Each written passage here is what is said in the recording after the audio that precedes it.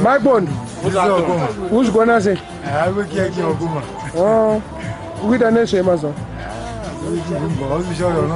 Ndakakoma. Funzani ngi mali. Takaba nekuni kunonzi ku judgment yati. Takarambizwa padone vanhu vanenge vakapfeka zvinenge zvimazambia zvimasheti. Takakoma. Vakatona ngematsaga vomwatida zvinhu zvemahara. Saka maiki kwauri kuti kwandaifanira kuende kupiko? Chezi kunoitwa nezve? Rumba. Iwo unenge uchite chimurumba imo. Uri kuzvikwanisa papi parumba? Iwo munorege. Bami. Uri bami? Alright. Because nyaya inde vanhu vari foreign. Haisi yako. Kana wauda ngokriita kana wauda ngotaura zviri bobo. Kana zvausukulava futi. Vangu ataura. Boys areas city for good. Nakudzi. Materasi. Vakurasa. Dzokerera statement iyo. Muri kuseka. Museka baba. Wati so. Ndana kurasa. CD for good. Nakudzi. Unoshibatu wamwana pafoni Bozi. Right wagara so.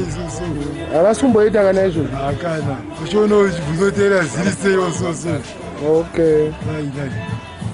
Saka pane vanhu vese ndo vanhu vamunoziva vari foreign vanogara muna mamuka. Vakabva muna mamuka tingangoti. Abva muna mamuka vakawanda zvavo. Eka but why muri kudhibha vamwe vacho? Aiwa tokona kwamuresa zviro. Aiwa ungotaura zvauri kufunga nevanhu vacho ivavo. Okay. Kuti shamwari Fago. Ndandofunga vana Fago. Nongoti pavanonge vakudzuka Fago nongoya ne-heavy machines. Naika. Ungoya wakasimba kuti udzuse chi-sound business kuvanhu. Na CD. Ivan. Na Ivoni. Yes. Na Francisca. Na vamwe vakangana mazita boza vafone atichanyatsovaziva mabritish akawanda akawandisa atichaziva vawanda mabritish Island ana Brian K ari kuIsland General B anga ari kuno ku 2 minutes teach Fatman what General B anga ari kuno kuchi akaya 2 minutes namboyansoti mixira zvataida chazvezvo ngoti vachanyanyotisimbisa vangoti 2 minutes vangoti ndakatombotsa ndakatogumbuka semakusvika kudzoka totidzokai futi kana akakwana tidzokai futi mati chiko tinoona hatina kuonana naBenard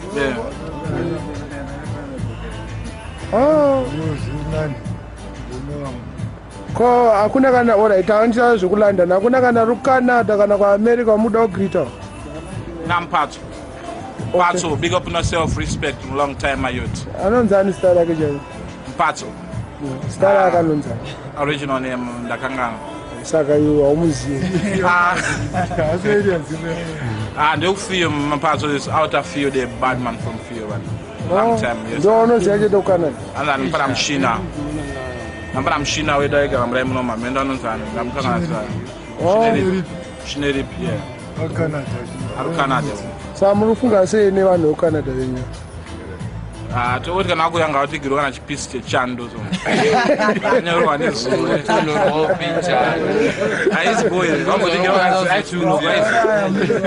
only that I don't think tingade zvakawanda zvedu vakangotigirwa kana chishando akawanda saka vanhu vese ava vanombokulinka here kana nekamaphone calls yeah especially Megaboy link me every time every Sunday almost when time kana ari free to mix ana totati achiluza azvikiitika chimuzozvikiitika kuno but anyway still ndanzvanzwa vari kuita mari saidu handiko time ari muye kunyika kuno kundo kune mari yese Megaboy see you soon last your culture wasanyatsofunga here ndanganyatsofunga indani chinyatsofunga handilongova mhoresa nerwiyo vamore senedwi inonzi ZIMBABWE Zimbabwe ZIMBABWE Zimbabwe ikoso Zimbabwe zikamboitika ikoko zvamuno zvekare Zimbabwe zikamboitika ikoko zvetika kuno zvinonzani rinonzi rikuda kwashe nyika ndogara inonziyo Zimbabwe muguta ravanoti iro Harare mandinobva macho munonzimo mumbare uka uya gold kona unonotenga mbanje ona kwachiredzi vanorimawo nzimbe tarisa kwamutoko kuri kurimwa chibage Zimbabwe Zimba this album launch yo kuda culture yo akazonzise kuda culture because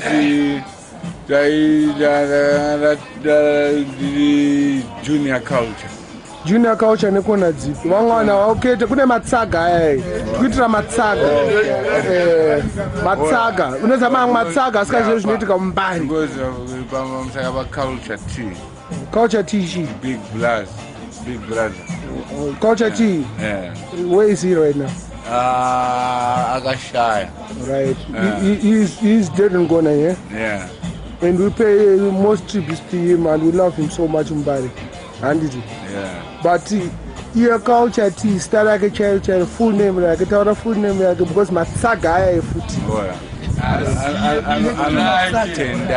Tendai and it it's one of our brothers but unfortunately he had an illness and he passed away to London. Yeah. One of the hospital, we don't know if it was London, but it was somewhere in UK. America. Right. Bakaenda ku England abangonoshekera mangwana acho.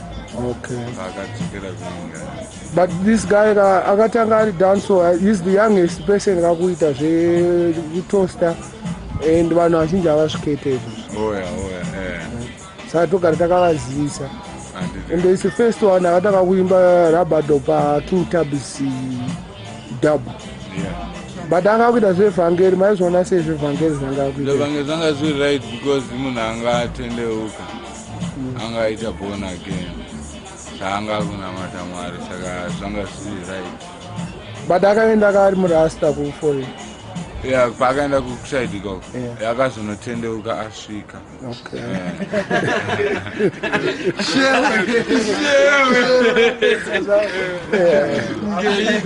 Saka, like a lot of people right now, it's about paying our respect kuna Nkomo and one of our friends and our brothers. Yeah. And I'm gonna get distressing, but that's what I wanted. Yeah. So, Nkomo, I understand. So, my funeral procedures, I just say, who paid for the funeral procedures? Yes, sir. Respect. Respect. Who are you, Dread? Yeah, man, Miriam Machiavelli. Machiavelli, Machiavelli is still selector, you know. Selector, which out of Botswana, Braga DJ. Oh. In Botswana, is playing Panyarona FM 106.6 and other dancehall there, you know. And okay. We are linked up with man like Just Sit There in South Africa. We're trying to cover the Southern Africa with dancehall music. Right. The youths, you know, empowering the youths with the right message still, you know. Still But big up, you know, foreign massive in London, in Canada, man like Candyman. Oh, you know Candyman? Yeah, man. Munyaradzi Yeah, Chipuzla. man, my brother still. Oh, Yeah, man. you're non-Chinese here. You're original. Tawanda. You live in Bali? I live in Botswana right now. No, where do you live in Zimbabwe? Glenview. In Glenview. So where else do you know from Glenview?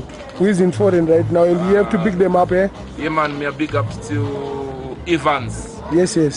Evans is a selector still playing alongside Candyman. Right.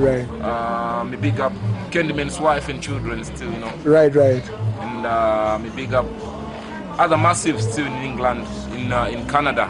And as we go to Ireland, me big up Brian K, Kamoto Pasi, in London, Kuzi, Teach Man, you know. Yes. Mega Boy. Yes. We big up the new generation massive, King Alfred still, Lavuno. We big up the what you call this other sound, all the sound in Zimbabwe, the Zimbabwean sounds representing over England. Major E, Booker T, Milavuno still were together. Big up in Edinburgh. It was a big sound clash there still, you know. What kind of Edinburgh you? I was in Edinburgh with Fabulous. You are good and take you. Ndakwira ndege nchenda London. 2 years in London still. Ndakusiva. Wakuda ndege. Big up Anakumbi, DJ Fabulous. You're running Edinburgh, Scotland. And the sisters there still, you know. And all the big sounds. What you call this? Rassi in London. Right. Rassi, I see you when we're shocking vibes. Yes, sir. Shocking vibes. But imimi magamira kudale baba. Tongo ma Zimbabwean selectors award kana chitwa ku Zimbabwe kunoku. Hanzi ari kutwa almost on 30 July, I think so. Ndana anofana kuita selector of the year. It's only long time we stay outside the country. I know about the weight of the sound. Coach Baba, who is the selector of the weight? Right now, in Zimbabwe. Gaza commander, yes. Mashing place, because he might play every Saturday day, Pancho. But he was never nominated. Never nominated, isn't it? So ndakatogumbuka ndakatonyora pa Facebook pangu ndakatogumbuka ndakatotaura kuti vada kutonijairira. But we never know what one would dance or thing. But others into about unleashing branding. Do you know? Alright, I'm just gonna mention. I think there's two or three. Do you know a DJ named DJS? DJS. Do you know Lady G2? Lady G, yes, I played alongside Lady G2. Alright. She's one of my selectors at the UK and last year I saw it by internet. She's Aka winner Zimbabwe Cup Clash. What do you think? Kuti boys, sevana anekakanzwa machuni ne-understanding wojika nemukadzi malevels acho yawo. How do you feel? Panyaya dzekuridza ndinanga munhu akuridza anoziva zvaanoita because unogona kusvika pabeochiziva chona rese ukasvika papo ukatadza kuridzira vanhu vanokureta kuti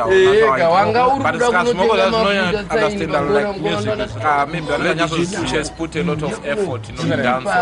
She has represented Zimbabwe over England, you know. Yeah, she has put a lot of effort. As a selector, me still big up, you know, because she flex good still. You know, when she flex alongside big selectors like Chris Goldfinger, big selectors like King Alfred himself, and the new generation passes there still. And Rassi for shocking vibes. Right. She's a strong woman in dancehall, you know. But hanzi Chris Goldfinger akauya last year kwaitengeswa ground peanuts, roasted peanuts kuningi City Sports Center. Unofunga sei munhu ukwira ndege. Yes. Unoridza kutengeswa you know promotion akapromota nemasalad. You know them salad people. No, masalad kana uchiti masalad uda kutry kuti chiko chama. Salad people they don't know ghetto. Never been to ghetto even still. No, but it was good for the African level because when we are in England, they make us eat the sushi and kind of ting them, you know. So when them come in Africa, but you somebody you need kana nini madinox I'm not as big as Chris Goldfinger. Someone later show inotengeswa maningi ishama roasted peanuts yeah, madman is banana $10 for 10. In a long time muri foreign saka when you come here to find out more banana nenzungu chi roasted peanuts at least for sure pangu muri mu Africa man muri mu Africa man no bananas $1 for 10. You're from Africa. Ukuti chiwe You're from Africa. Different, you know, things have to be different. Things have to be different, you know. Yeah. Foreign level, African level, you know. Still we are proud. Promotion, you know, was we bad. all kind of things. But saka tingati redu because ndikutaura pa levels angu is my own opinion. Yeah, you know. But in the own opinion yangu ndekuti hanzi nini we were dissing Chris Goldfinger. According to the last video we took and we're dissing Chris Goldfinger. So it's not about Chris Goldfinger, it's about the promoters who didn't promote Chris Goldfinger well for the event, for the ghetto people. Yes. So it's not Chris Goldfinger's problem. It's not Chris Right. So in my words now, nevanhu vanga witness a situation vekuZimbabwe ndakaenda ndakaona mune vanhu 9. Yes, ndakatenga tangatitese from the wedding straight to there ndakatenga ma roasted peanuts so inini personally like a man of his character ana kuita zvinhu zvataitarisira. I heard the last show was nice. Akaita ku Sheraton. Ngekazara masalads and everything. Ndopa vakatita mari. Saka uyo kuti uda kuti show yeregeza masalads uri rate here. But ayo yakaita mari. Ayo uri rate isusu tikuda kuti isusu takakura chipromoter reg. Chris Goldfinger asichi? Asimrasta. Mutaure nechirungu shama. Ubana bazvinzwa. Mutaurire. Hambo uyaka chimbokutsvaka. Goldfinger is not a Rasta man. All right. And who are you? I'm Godfrey. Yes.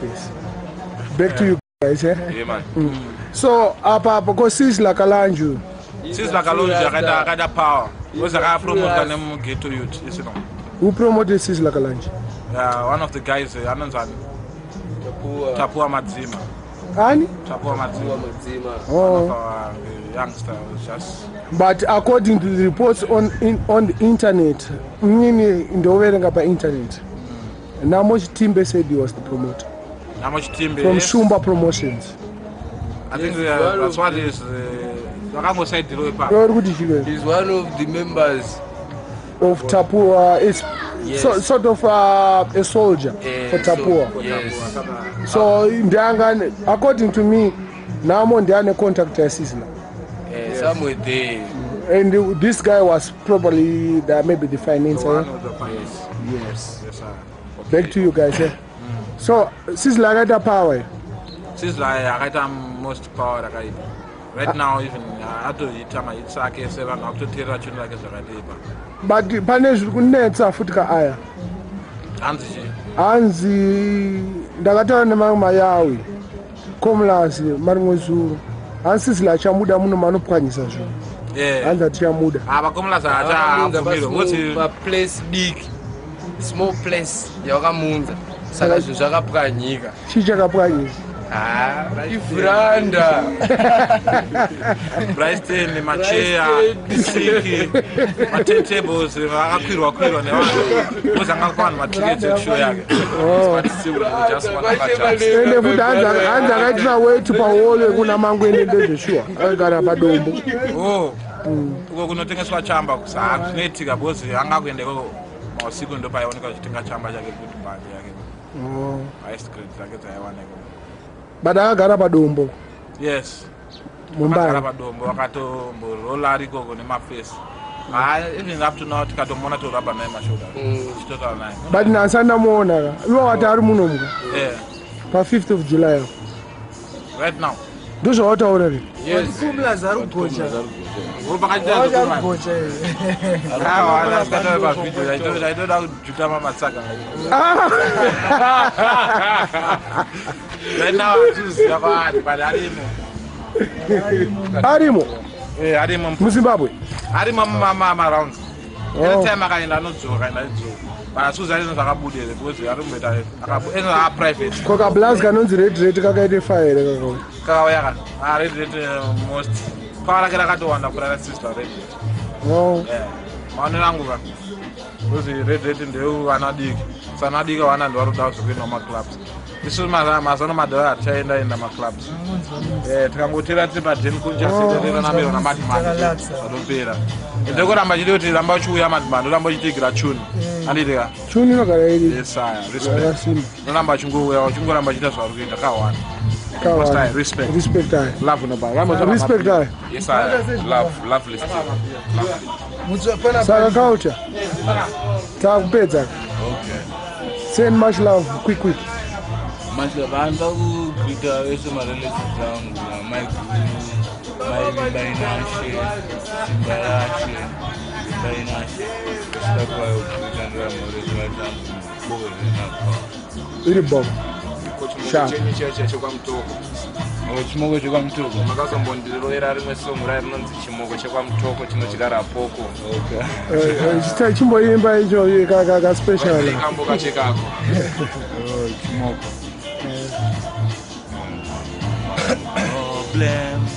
aiwa imbisa takatsimbirirwa ne man problem. You have no dollar, you won't control them. The woman them nowadays are like a bouncing ball. They bounce with Peter, forget the bottom of the kitchen, right straight to the wall.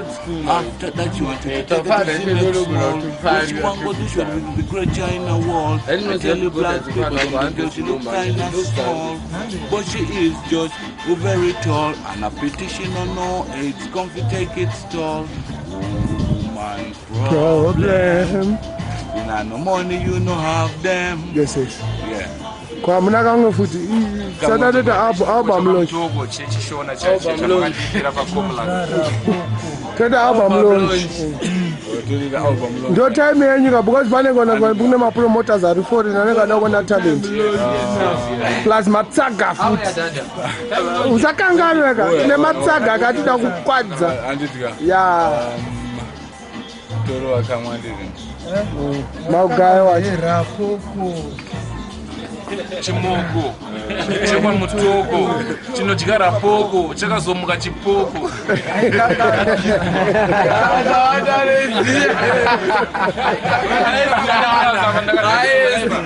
Remember long time that time man. Good time. Wicked. Sawa kakana song yao. Aiwa zanda ikangani. Ayo. Ndio bali baba mbuda.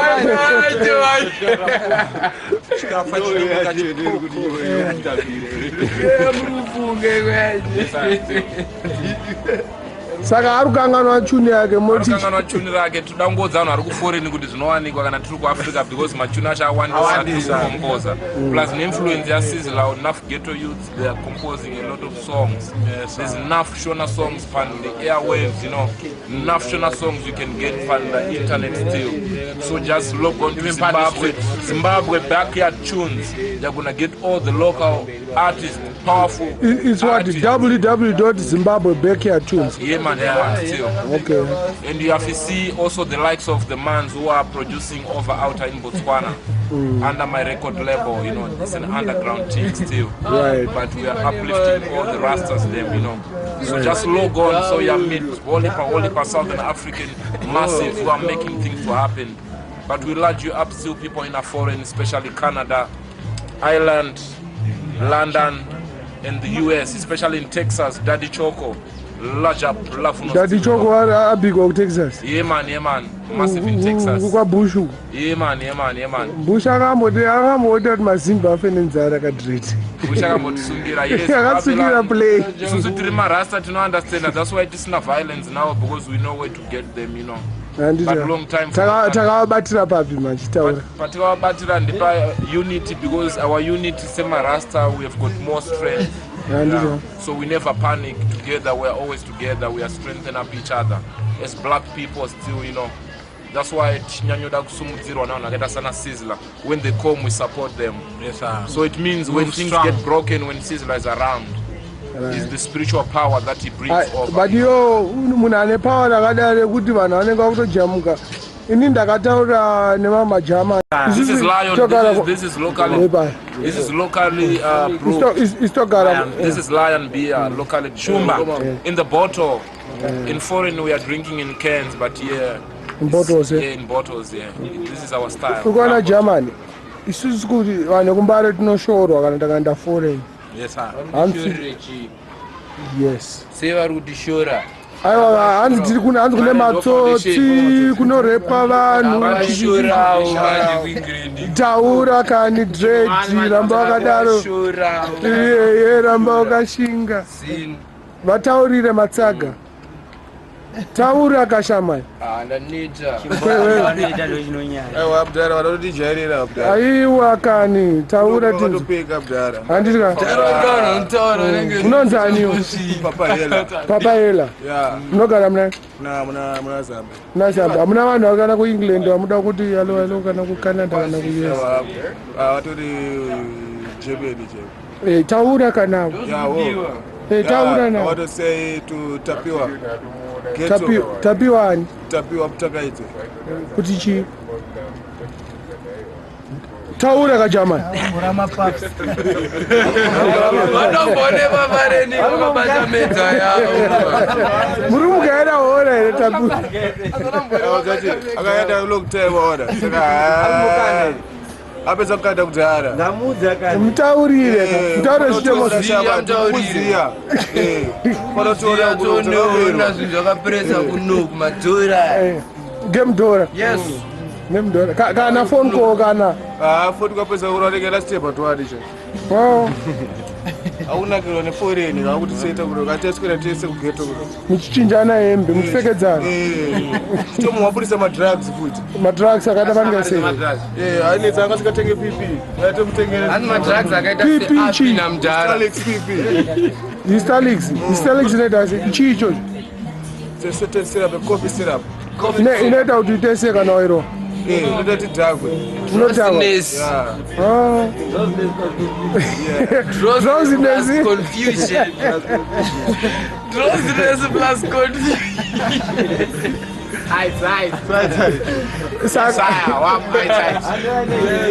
saka mbare is wicked. Mbare is the place yekuti wega kana ukasakara mbare macho kana unoona kutadza kuita mari yacho. Sana wakaita mari yacho kuti wakatogara mbare. Wasa ulanda kwacho kuti ndiwe mbare. Vandoenda ulanda nachibva kumbare kana vandonovhunza kumbare kuti zvekwa sei kuti zviite sei. Saka tinoti kune vakaenda neruzivo rwedu kulandani kokwachizati vanhu vembare. Please itai zvimwe zvinhu zvokuitira kuti mbare iite sei ibudirire. Yes sir. Wozvinoti kanzi matsotsi akawanda kumbare asi matsotsi embare. Wozi mbare ndio munosvika mabhazi ese. Saka zvinokwira bhazi ebva kukuwadzana yesvika unosvika pambare itenga kubira iri pambare. Vaya pambare nzemu ndabirwa mumbare.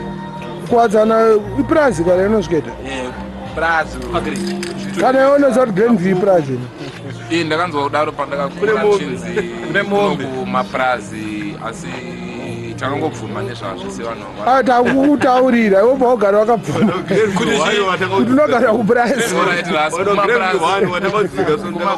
unotanga kutoona mombe zvishwa daitomboshandisira ndoona mombe mberi kuyabuya kwatainotambira chinogweterekwa kwangu nemombe ndizvozvo but aiwa iwo handiti wati ya tada kupinda zvine controversy mukati because itekiteki kani vamwana iwo wati uri wekugv handiti mese muri panapa kaboys down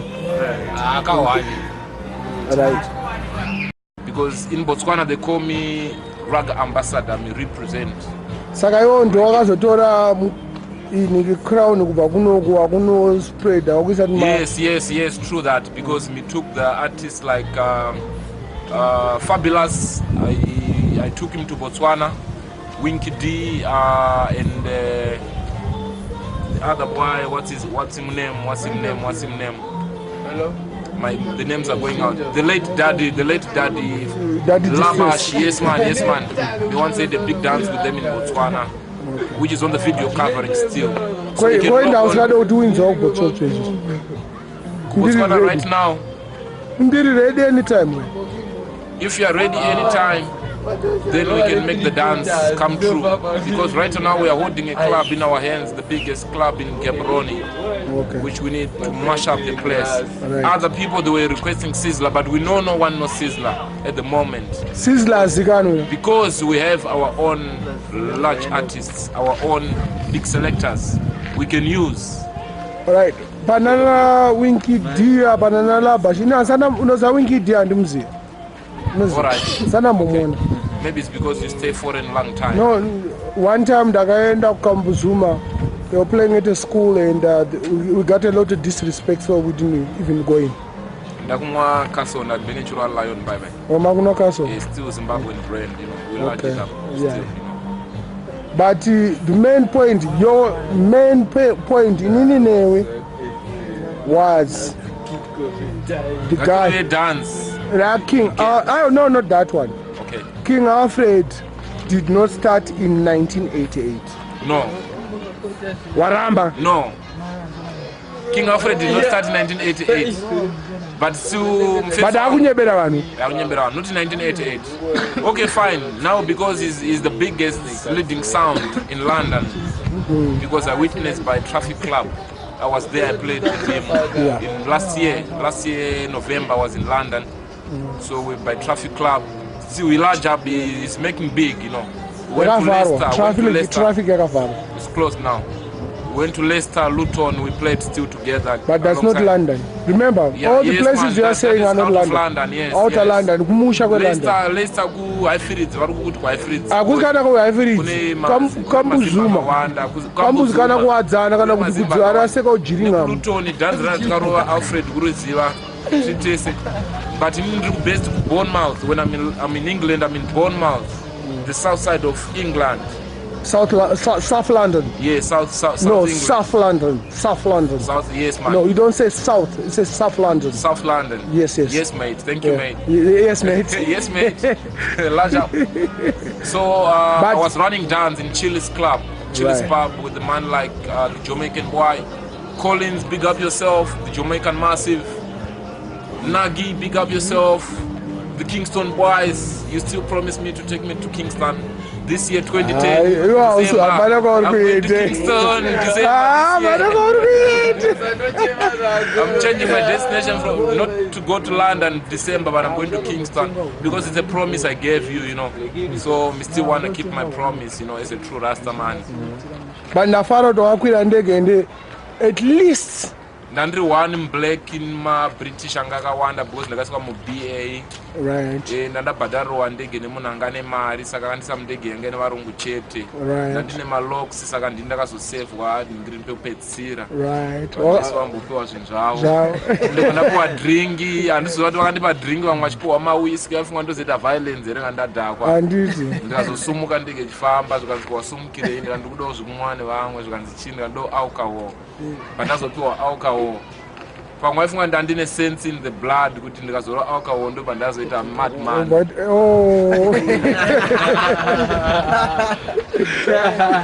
But I was peaceful all the way still. You're peaceful all the way. All the way with the white people, they appreciated me and still me look them down because I don't look a white person. But segregation because I'm black man. I was a black man, so me could feel the atmosphere was a segregation atmosphere. Yeah man, even by the Heathrow airport, it's only the woman, she loved the Rasta man still, you know, because she was so smooth on me.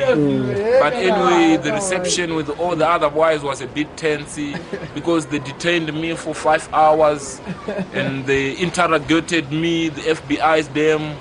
They searched my bag. Scotland Yard. Yeah man. Yo, I don't invite. Ndakatorambizwa kutompina muEngland macho andichaenda kuEngland. Yeah man, but they took me for 5 hours and they gave me an airport during that 5 hours. They gave you an airport only? An airport only, yeah man. About that jembi? Chidasadza nematumbu kana nemuriwo saka ndakazosungwa nemapurisa nemhosva ndandisingazive chinziyo wabva kubotswana uri muZimbabwe sei uda kutiza ushende dzimwe nyika udi kuya neyaZimbabwe sei waya nendege inodhura pandazovatsanangurira ndikati hano pane vamwe vanhu vane mari vakangotisumudzawo kuti titese tiuye kuLondon saka iyo kuLondon uda kuita chii, what is the purpose of your visit? Ndipo ndashaya purpose yevisit yangu zvanchimbofunga kuti uda kuita chii kana wasvika. Ndipo ndavataura kuti ndada ngoona kuti zvakamira sei muEngland. Though I was impressed, ndakazoudzwa nyaya yendirwadza kuti England mavakirwo yakaitwa zvese zvaibva kuAfrica izvozvi. NekuJamaica.